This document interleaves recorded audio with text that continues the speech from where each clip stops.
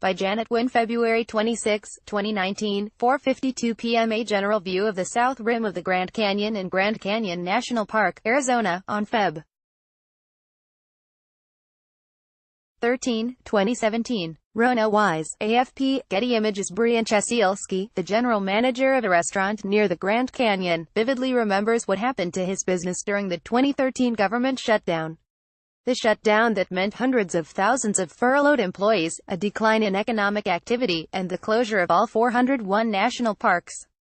No visitors, no customers for surrounding businesses. I think for the first 3 or 4 days, we were okay, and then the bottom dropped out, Ciesielski said of his restaurant. We cook pizza and pasta. Once everybody heard the park was closed, nobody came. It was like nuclear winter here. He recalls watching people getting turned away at the park. Some have planned their whole lives to come visit the Grand Canyon, Ciesielski said. To see these people weeping at the park entrance was really a disconcerting feeling. What happens when the main engine powering your business suddenly stops? The Grand Canyon National Park, like the other parks throughout the country, are federally funded, which is why the government shutdowns that have occurred over the past several years have exposed the vulnerability of these parks and their surrounding areas. Visitors don't just miss out on an opportunity to check out iconic landscapes. Business owners miss out on sales that are crucial for their livelihoods. The economic benefits of a national park: a view of the Grand Canyon Skywalk, which extends 70 feet from the western Grand Canyon's rim and is more than 4,000 feet above the Colorado River. David McNew, Getty Images. A love of the outdoors has the ability to generate billions of dollars for the country, and has been valuable to tourism and business for years. The Grand Canyon National Park, a national landmark that promotes spending and job creation in nearby communities, celebrates its 100th anniversary in 2019. In 2017, 6.2 million recreational visitors spent $667 million in communities near the park, which supported 9,423 jobs and generated an economic output of $938 million, according to the latest data from the National Park Service, NPS. The NPS defines economic output as a measure of the total estimated value of the production of goods and services supported by park visitor spending.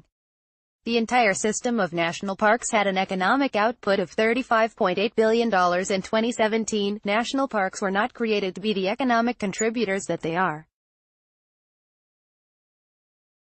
They were created to preserve and protect these wonderful, natural, historic and cultural landscapes of the country, said Jeffrey Olson, Chief of Communications at the National Park Service's Natural Resource Stewardship and Science Directorate. It just so happens that because we get more than 300 million people that come visit us every year, there's also this economic value that they leave behind in the communities they visit. Tourist activity from the parks benefits restaurants like Ciesielski's, hotels, and gas stations.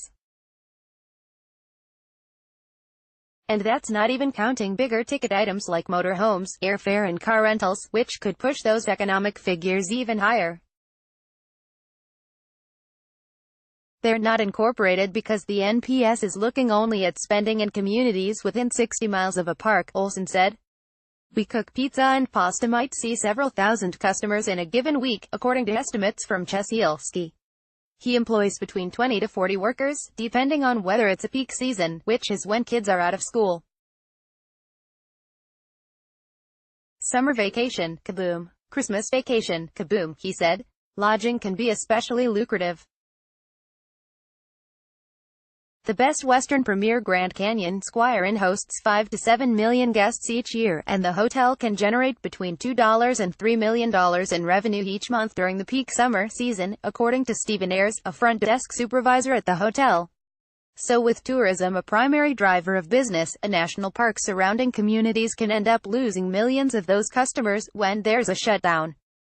The financial losses. A view of Joshua Tree National Park in Southern California, Mario Tama, Getty Images. National parks experienced an estimated loss of between $10 and $11 million in fees due to the 2018-19 partial government shutdown, the longest running in government history, according To John Garter, Senior Director of Budget and Appropriations at the National Parks Conservation Association, on an average day in January, there would normally be an estimated 425,000 visitors to the national parks, spending $20 million in surrounding communities.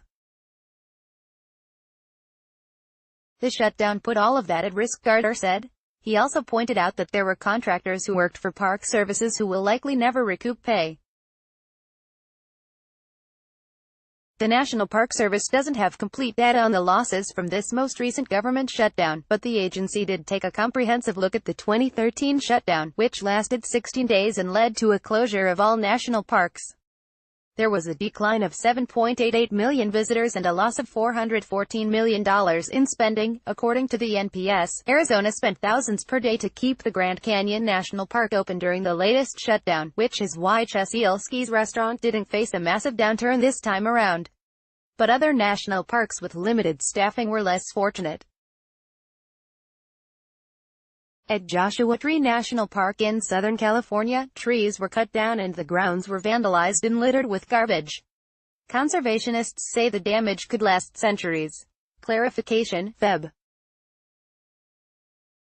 27, 2019, Jeffrey Olson's title has been changed to reflect his division affiliation within the National Park Service.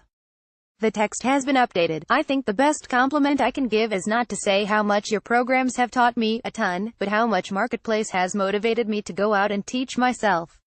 Michael in Arlington, Virginia. As a nonprofit news organization, what matters to us is the same thing that matters to you, being a source for trustworthy, independent news that makes people smarter about business and the economy. So if Marketplace has helped you understand the economy better, make more informed financial decisions, or just encouraged you to think differently, we're asking you to give a little something back. Become a Marketplace investor today, in whatever amount is right for you, and keep public service journalism strong. We're grateful for your support. Before you go,